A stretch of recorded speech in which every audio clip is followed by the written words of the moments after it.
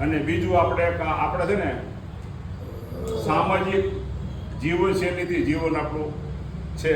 તો સમાજની જે રચના છે ને, સમાજના જે બંધારણ છે ને, એ બંધારણ પ્રમાણે આપણે જીવવા પ્રયત્ન કરવો જોઈએ. અને હું તો ખાસ ભાર કહીશ કે રાષ્ટ્રીયતાને તમારા જીવનમાં ઉતારો. દેશને કોઈ પણ પ્રકારનું નુકસાન થાય એવું ક્યારેય ન કરવું. અને સંવિધાનને તમારે ફોલો કરવાનું. કાલે નરેન્દ્રભાઈએ એક સૂત્ર આપ્યું છે, સંવિધાન એ સૌથી ઊંચો ગ્રંથ છે.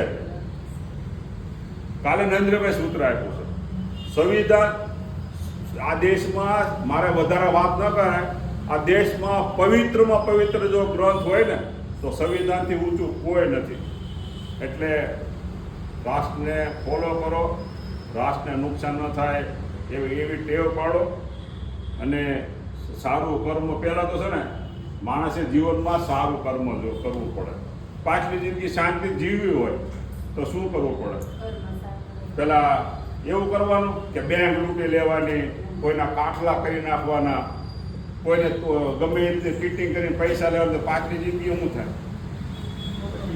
કર્મ એવું કરો, તમને જે 25-30 વર્ષમાં જે તમે કર્મ કર્યું હોય ને એ 50 વર્ષ પછી તમને શાંતિથી જીવવા દે, નહીંતર જીવવા ન દે. અને ખરાબ કર્મનો દસકો 10 વર્ષ હોય અને સારા કર્મનો દસકો તમે જીવો, જેટલા દસકા જીવો ને એટલા વર્ષ હોય છે.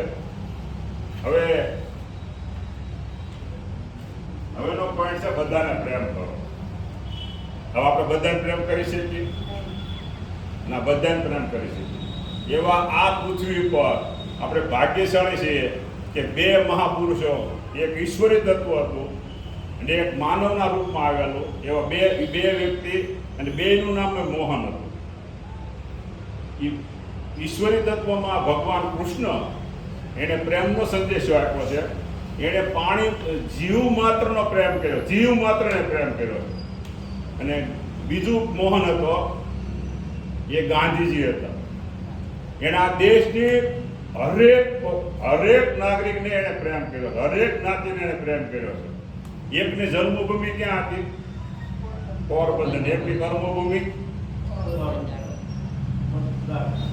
દ્વારકા. એટલે ટૂંકમાં ક્ષેત્રની દ્રષ્ટિએ જોઈએ તો એક જ હતું. એટલે બધાને પ્રેમ કરો. પ્રેમની બહુ મોટી વ્યાખ્યા ન આપી શકાય. એનું કારણ છે કે આ બે જે મેં તમને આપ્યા ને, ગાંધીજી અને ભગવાન કૃષ્ણ, એ પ્રેમનો સંદેશો આપ્યો છે. અને પ્રેમથી જ એને આઝાદી મેળવી છે. કૃષ્ણ ભગવાને ધર્મને બચાવવા માટે પ્રેમનો સંદેશો આપીને ધર્મને બચાવવા માટે એને કામ કરેલું. અને ગાંધીજીએ રાષ્ટ્રને બચાવવા માટે કામ કરેલું, પણ પ્રેમના સંદેશા સાથે એને કામ કરેલું. એટલે પ્રેમનો સંદેશો આ બે મહાપુરુષો મારા જીવનમાં મને ગર્વ છે. એટલા માટે મેં એને બે દાખલા આપ્યા. બાકી દેશ માટે અને ધર્મ માટે અનેક મહાપુરુષો થઈ ગયા છે, પણ આ બે દાખલા મને યોગ્ય લાગે છે. અને તમે પ્રેમની વ્યાખ્યા તો બીજી રીતે ન કરાય, પણ સમાજ અને રાષ્ટ્રને અને માનવ જાતિને કયું ઉપયોગી થાય છે પ્રેમના સંદેશા સાથે, એ આ બે ઓકે છે. અને બીજું છે સ્વચ્છ અને સુઘડ બનો. પોઈન્ટ રહી ગયો છે, સ્વચ્છ અને સુઘડ બનો. આપણે કહેવાતું છે સ્વચ્છતા હોય ત્યાં પ્રભુનો વાસ હોય, સ્વચ્છતા હોય ત્યાં તંદુરસ્તી હોય, અને સ્વચ્છતા હોય ત્યાં જ્ઞાન હોય. હવે એક કહેવત છે, અથવા એવું કહે કે પોતાનું આંગણું જો માણસ પોતે સાફ કરે તો શું થાય પ્રકાશભાઈ? પોતાનું આંગણું જો વ્યક્તિ સફાઈ કરે તો શું થાય? બીજાને કહી શકે. પોતાનું આંગણું જો સફાઈ કરે તો પૃથ્વી સાફ થઈ જાય.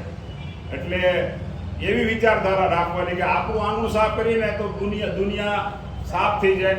એટલે ખિસકોલી જેવું રાખવાનું કે ભાઈ રામ ભગવાન જ્યારે સેતુ બાંધતા હતા, ભલે ખિસકોલીનું એટલું બધું પેલા જે વાનરની શક્તિ સામે કંઈ ન કહેવાય, પણ એણે જે માધ્યમથી કામ કર્યું એટલે આપણું આંગણું સાફ રાખ્યું તો પૃથ્વી સાફ થઈ જાય. અને બીજો ખાસ પોઈન્ટ એ છે તમારો જે હાવભાવ છે ને લુકિંગ તમે ઉંમર ગમે એ હોય, તમારું લુકિંગ છે ને યંગ જેવી હોવી જોઈએ. ગાંધીજી ખબર છે આંદોલન, ભારતનું આંદોલન કેટલા વર્ષે શરૂ કરેલું ખબર છે? ગાંધીજીની ઉંમર તેની 60 વર્ષની હતી. એની વિચારધારા યંગ હતી. એટલે આ પોઈન્ટ મેં બેસતો નથી, પણ હું એટલા માટે કહું છું કે વિચારધારા યંગ જેવી રાખવી જોઈએ.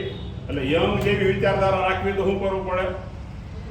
સ્વચ્છ રહેવું પડે, સુઘડ રહેવું પડે, અને સ્વચ્છ કપડાં પહેરી અને તમારું લુકિંગ બતાવવું જોઈએ. તો તમે સદા યુવાન રહો અને સદા સુઘડ લાગો અને સ્વચ્છતાનો આપણે કેળવીએ. હવે બીજું છે નકામી વાતને છોડી દો. નકામી વાતો છોડી દો.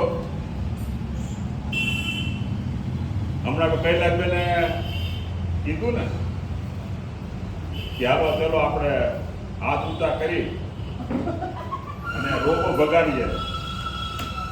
તો એનો મતલબ શું થયો કે નકામી વાત એટલે ટૂંકમાં આપણા શરીર આરોગ્યપ્રદ જે વાતો હોય ને એનો અમલ કરવાનો. નકામી વાતને હવામાં છોડી દઈએ.